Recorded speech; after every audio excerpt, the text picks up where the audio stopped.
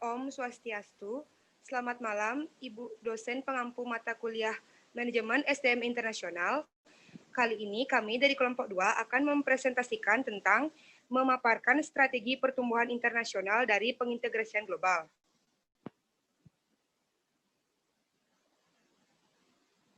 Next.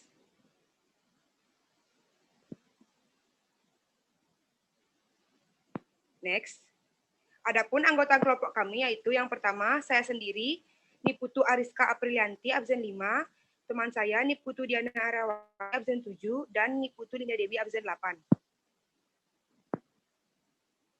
Di sini kami akan membahas yang pertama yaitu logika dari pengintegrasian global, yang kedua mengatur aliansi dan joint venture, yang ketiga membangun merger dan akuisisi, dan yang keempat kasus akuisisi Siemens oleh Benki.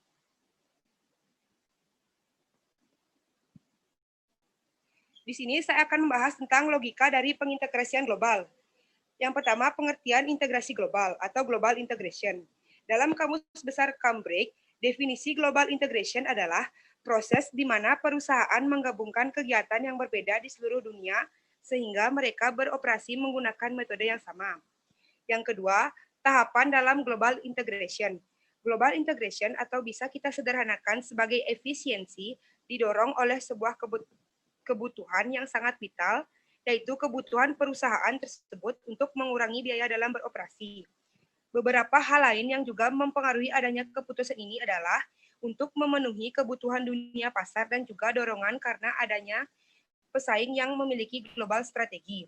Logika dari pengintegrasian global adalah untuk mengejar efisiensi dan diferensiasi produk dari perusahaan global. Dengan bekerja secara efisien, perusahaan tidak buang-buang anggaran dan produktivitas maksimal. Selanjutnya akan dijelaskan oleh teman saya. Baik, saya akan melanjutkan presentasi dari Ariska, yaitu mengatur aliansi dan joint venture. Sebuah strategi aliansi atau persekutuan adalah di mana dua atau lebih perusahaan atau organisasi independen yang bekerja sama dengan pengembangan, manufaktur, atau menjual produk atau jasa. Strategi aliansi dikelompokkan menjadi 3 kategori, yaitu yang pertama non-quality alliances, yang kedua equality alliances, yang ketiga joint venture. Pengaturan joint venture yaitu yang pertama, Pasal 23 Undang-Undang Nomor 1 Tahun 1967 tentang penanaman modal asing. Yang kedua, Peraturan Perundangan Nomor 17 Tahun 1992 JO, Peraturan Perundangan Nomor 7 Tahun 1993 tentang pemilik saham perusahaan penanaman modal asing. Yang ketiga, Peraturan Perundangan Nomor 23 Tahun 1994 tentang pemilikan saham dalam perusahaan yang didirikan dalam rangka penanaman modal asing. Next. Next, Lindia.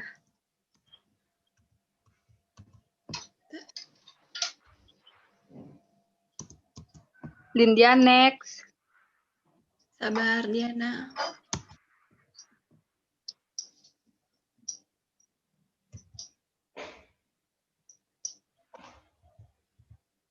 Selanjutnya yaitu membangun merger dan akuisisi.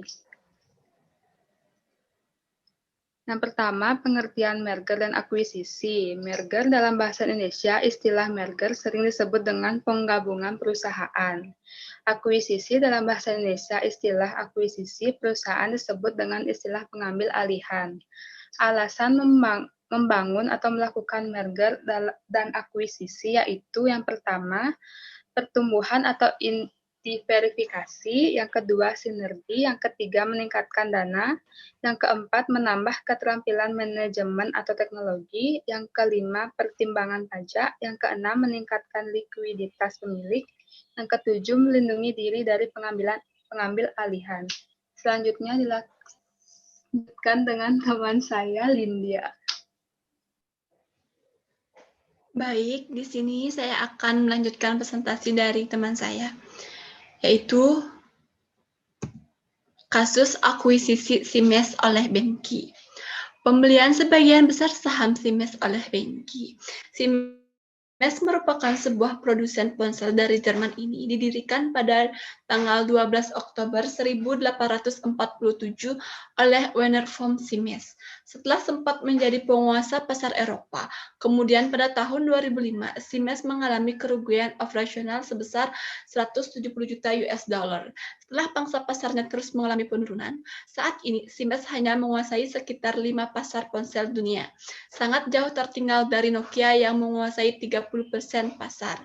Kerugian yang didapat tersebut kemudian memaksa Siemens menjual saham pada Benki, yang kemudian Benki akan menggunakan merek Siemens dalam produknya selama 5 tahun sebagai akibat dari perjanjian akuisisi tersebut. Alasan Benki tidak lagi mencantumkan nama Siemens di belakang namanya disebabkan karena target penjualan ketika itu tidak tercapai. Eko Handoko Wijaya Country, General Manager Benki, mengungkapkan bahwa akuisisi hanya bertahan selama 2 atau 3 tahun sebab kerjasama tidak baik dan target tidak tercapai. Kami pun menetapkan untuk berjalan sendiri dengan tidak menggunakan nama Siemens. Walaupun begitu, kami sukses meningkatkan penjualan Siemens yang ketika itu menurun saat diakuisisi. Eko Handoko menjelaskan bahwa ketika kerjasama dengan Siemens, pihaknya bisa memasarkan sekitar 18 juta headset. Pihaknya juga mengklaim bahwa Benki bakal lebih berhasil walaupun tidak bersama Siemens. Eko menambahkan bahwa mereka memiliki produk yang bagus. Dia mengibaratkan membuat kue dan mau dikenal dengan nama mereka sendiri. Tahun ini Benki juga sudah memiliki rencana untuk merilis sekurang-kurangnya 5 seri smartphone Siemens. Di tanah air, Benki baru saja merilis seri B501. Ponsel yang diperuntukkan bagi perempuan tersebut menyediakan fitur selfie unggulan. Baik, sekian presentasi dari kelompok 2. Jika ada kesalahan dalam pembawaan materi, mohon dimaafkan. Akhir kata yang tutup dengan Pramo Santi. Om Santi Santi Santi Om.